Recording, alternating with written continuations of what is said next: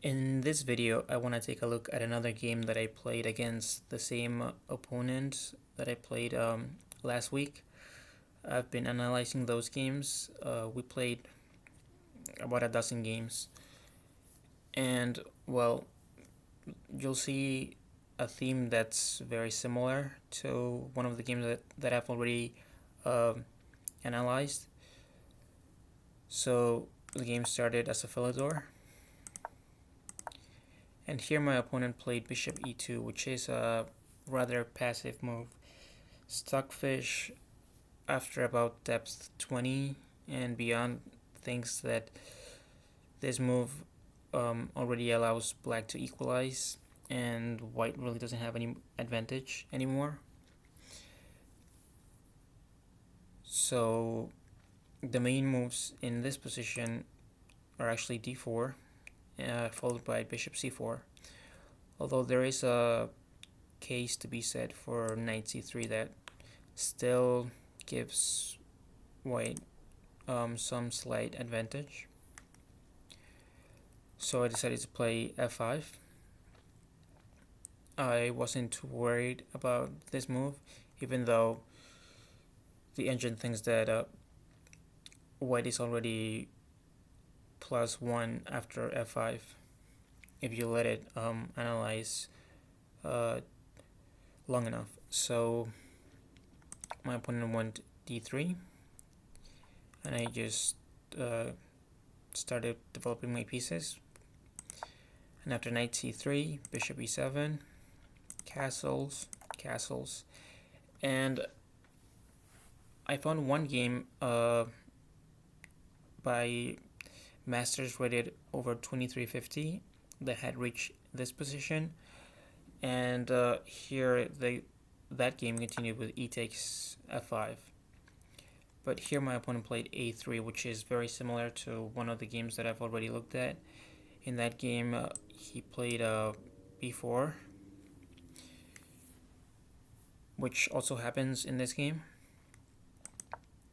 So I just continued with knight c6 and b4, and here I took a while to think because, well, if the pawn gets pushed to b5, I don't want to go to e4 and just trade.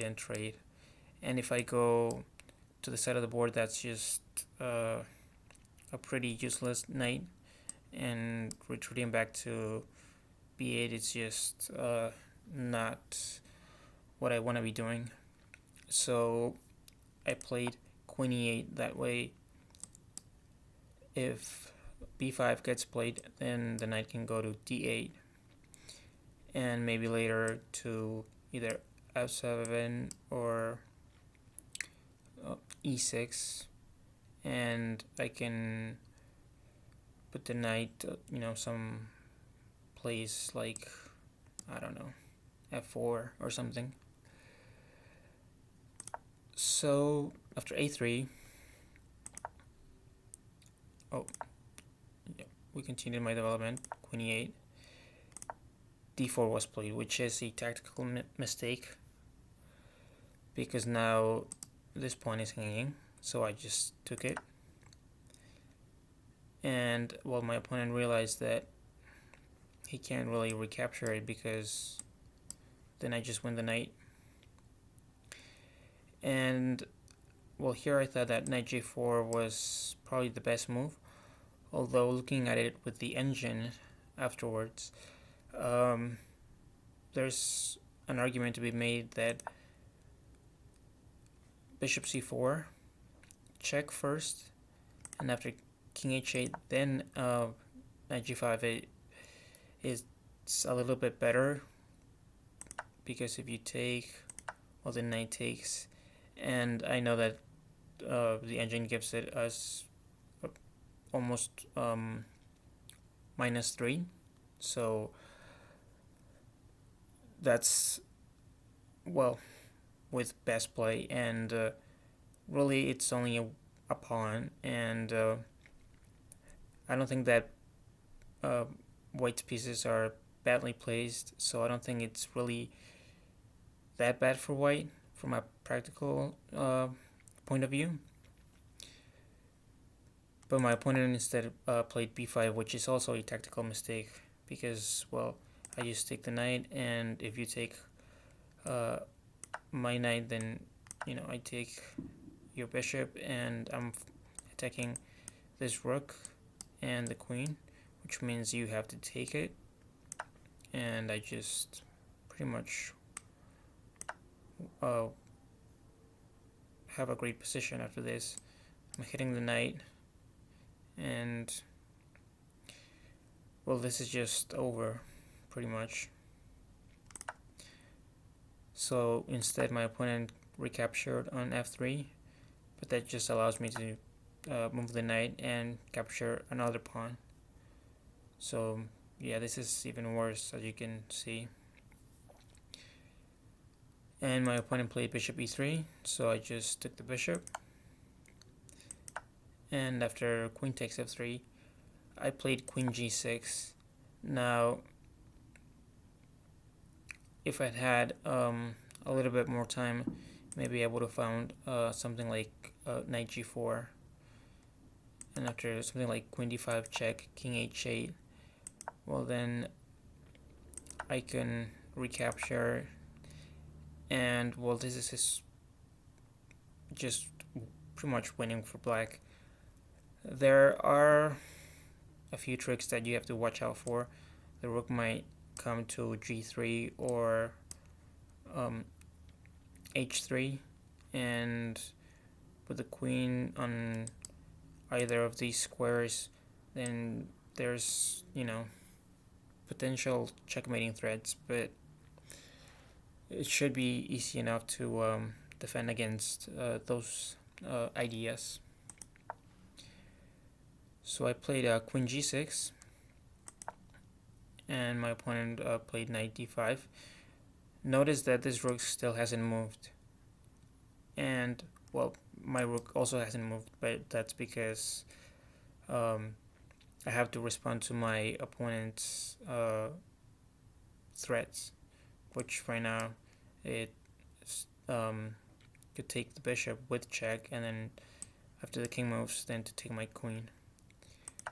So I'm pretty much forced to take the knight, and after queen takes, well, I don't really want to play rook f7 and pin my own rook. So after this move, my opponent went a4, which I think it's just a lazy move, like a I don't want to think kind of move, or I don't know what to do kind of move. Because, I mean, what is he gonna attack? My king is on h8, not on the queen side. So this move is, I thought, a very good move, because my idea is I want to go bishop h3 and put pressure on the g2 pawn, but the queen being centralized defends that. So I am blocking the queen's defense of the g2 square, and my opponent continues with this attack, which I'm not really concerned about. So I go bishop h3, and well, my opponent hung mate in 1 with king h1, and it was game over. Now, after g3, which is pretty much the only defense, unless you want to give up the queen or the bishop, I'm not sure I would have taken the rook, because, well, I'm up enough material, so I probably would have played something like rook f3 and just try to checkmate black's king. I mean, I have ideas of h5, h4, bishop h4, and just taking and sacrificing and checkmating.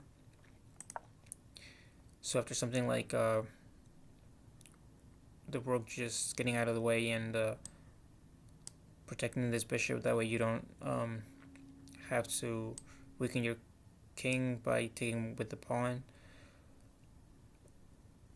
In a blitz game, I probably would have played rook f8, but looking at it afterwards, bishop h4 is just so much stronger. After something like rook a4, well, then you just sacrifice and checkmate the white king. Bishop takes, and it mate in 7 or 6.